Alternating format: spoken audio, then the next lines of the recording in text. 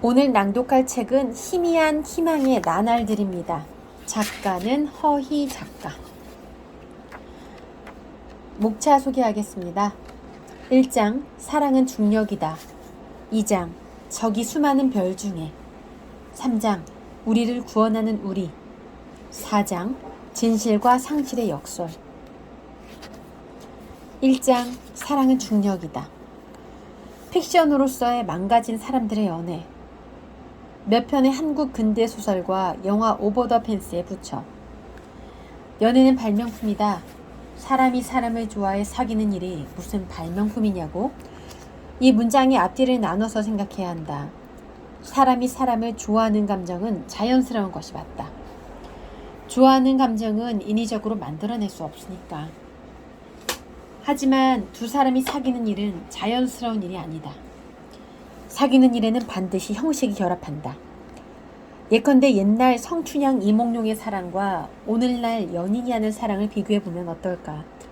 감정적 차원에서 사랑의 크기와 질은 특별히 다르지 않을 것이다.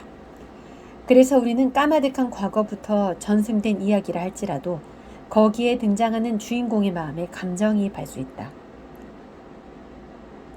10만 년 전이나 지금이나 우리는 동일한 호모사피엔스다. 부분적인 업데이트야 해왔겠지만 기본적인 하드웨어와 소프트웨어는 바뀌지 않았다. 유전자는 힘이 세다. 그런데 이보다 더 중요하게 고려해야 할 점이 있다. 사피엔스를 빌려 말하건대 호모사피엔스가 다른 종을 압도하게 된 독특한 능력, 언어를 사용해 허구를 창안하고 이를 공유해 실제로 믿는 상상의 체계가 바로 그것이다.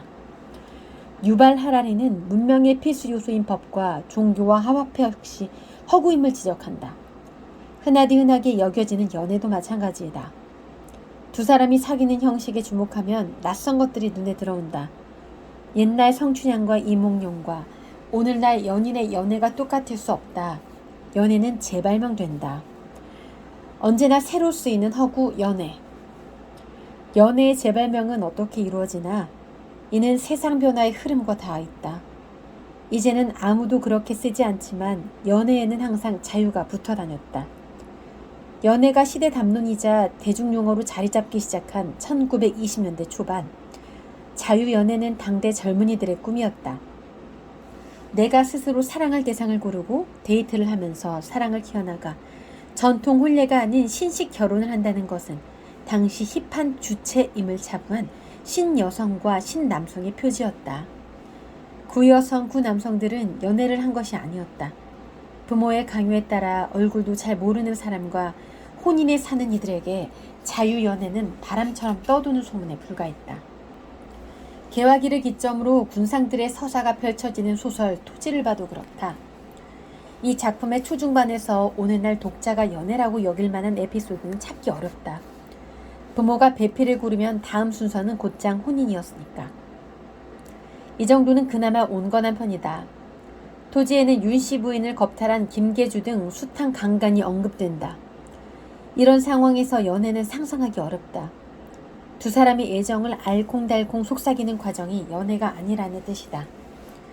본인의 앞날을 스스로 결정할 수 있는 주체가 된다는 점에서 연애는 혁명적인 사건이었다. 가령 한국 근대 장편소설의 효시로 평가받는 무정을 사례로 들 수 있겠다. 이 작품을 이광수는 1917년에 썼다. 한데 왜 무정은 한국 최초의 장편소설로 평가받는 것일까? 여러 가지 이유를 나열할 수 있겠지만 그 중에는 무정이 모더니티의 대표적 두 가지를 전면화했다는 사실이 포함된다. 모더니티의 첫 번째는 과학에 입각한 계몽주의다. 인물들의 갈등은 홍수로 고통받는 이재민을 도와야 한다는 의식 아래 봉합된다.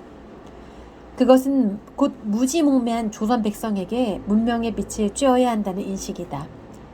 형식은 조선 민중에게 지식을 주어야 한다며 과학을 부르짖는다. 미신을 배격하는 이성의 논리는 근대인이라면 마땅히 가져야 할 사고관이다. 모더니티의 두 번째는 바로 개인의 선택의 기반을 둔 자유연애다. 여전히 인습에 매여 있으나 선형, 영체, 형식의 삼각관계가 이를 예증한다. 일부 다처가 허용되던 시절에 쓰인 소설 구운몽에서는 문제될 것이 없는 설정이다. 그렇지만 이것은 연애의 시대인 근대에는 용납될 수 없다. 너나 나나 다를 바 없는 자기 삶의 주체인데 누가 누구에게 복속되는 구습을 어떻게 순순히 받아들일 수 있나? 연애는 중세의 강압적 질서와 불화한다. 한국 문학에만 해당되는 이야기가 아니다. 영미 문학이나 일본 문학할 것 없이 문학사의 획을 그은 근대소설은 대부분 연애가 테마였다. 연애는 시시껄렁한 사랑놀이와 구별된다. 앞서 서술한 대로 연애가 모더니티의 대표격임을 고려하자. 그러한에서 연애는 근대성과 결부된 자본주의의 산물이다. 짝을 발견하려고 이곳저곳을 기웃대는 노력, 짝을 맺거나 맺기 위해 같이 차를 마시고 밥을 먹고 영화를 보고 여행을 가는 행동, 기념일에 선물을 주고받는 의뢰는 모두 자본의 경제활동을 촉진한다. 소비는 생산뿐 아니라 연애의 성립 조건이다. 돈을 아끼고 싶은 사람이여 부디 연애를 하지 마시라. 그래도 연애를 하고 싶은 사람이여 그렇다면 로맨스 소설, 드라마, 영화를 냉철하게 보시라. 우리는 이것으로 연애를 배우기 때문이다. 연애는 실전이라고 외치는 사람도 예외가 아니다. 글과 영상의 메시지는 알게 모르게 우리에게 스며든다. 좋은 로맨스 소설, 드라마, 영화만 나온다면 괜찮지만 그럴 리 없다. 그러니까 독자와 시청자로서 비판적인 태도를 취하라는 조언을 하는 것이다. 성 역할을 고정하거나 성폭력을 묵인하는 작품에 대한 비난은 두말할 필요도 없다. 이 외에 각자 다양한 판단 기준을 가질 수 있을 테다. 이를테면 실제와 유리된 연애의 환상만 자극하는 작품도 감상 목록에서 배제하기를 권한다. 아예 연애의 환상을 제거할 수는 없겠지. 그럼에도 불구하고 연애의 환상을 경계하려는 자세는 진짜 연애를 잘하기 위해서 요구되는 필수 덕목이다. 너는 이제 내 거야. 혹은 드디어 우리는 하나가 된 거야. 따위의 언설이 중심을 이룬다면 거르시기를. 이와 같은 나쁜 로맨스 소설, 드라마, 영화를 외면해야 조금이라도 나은 작품들이 제작되고 우리의 연애도 개선될 여지가 생긴다. 연애는 언제나 새로 쓰이는 허구니까. 망가진 사람들의 사랑이라는 기적. 허구의 수만큼 연애 방식도 다종다양하다. 조건이 그럴듯하게 갖춰진 연애만 해야 하는 것도 물론 아니다. 망가진 사람과 연애하면 안 돼? 연애 경험이 많다고 좌부하는 지인이 언젠가 들려준 조언이다. 요점은 마이너스 에너지로 가득 찬 상대방을 만나면 나의 플러스 에너지까지 잠식당한다는 얘기였다. 그런 만남은 마이너스 100 더하기 10은 마이너스 90에 등식이 될 수밖에 없다면서. 그런가 하고 고개를 갸웃했다. 반문해봤자 그럴듯한 답을 들을 수는 없을 테지. 그래서 그때 이렇게 대묻지 않았다. 한데 망가진 사람이 나라면 대체 누가 나를 사랑해주지? 그동안 이런 물음에 기대한 만큼의 정확한 답을 찾기는 쉽지 않았다. 그래도 야마시타 노부히로 감독의 영화 오버 더 펜스는 나름대로 근사한 답을 내놓는다. 이 작품은 하코다테를 배경으로 사토 야스시의 자전소설 황금의 옷을 원작으로 만들어졌다. 이전에도 하코다테를 다룬 그의 소설은 카이탄시의 풍경과 그곳에서 빛난다로 영화화되었다. 오버 더 펜스는 하코다테 3부작의 마지막이다. 여기에는 사토시라는 여자와 시라이와라는 남자가 등장한다. 낮에는 놀이공원에서 밤에는 유흥업소에서 일하는 사토시. 그녀는 걸핏하면 새들의 구애 동작을 춤추듯 따라한다. 어느 날인가 타조의 애정 표현을 흉내내는 사토시를 길에서 우연히 보게 된 시라이와. 그는 웃고 넘기지만 이후 그녀와 다시 마주치게 된다.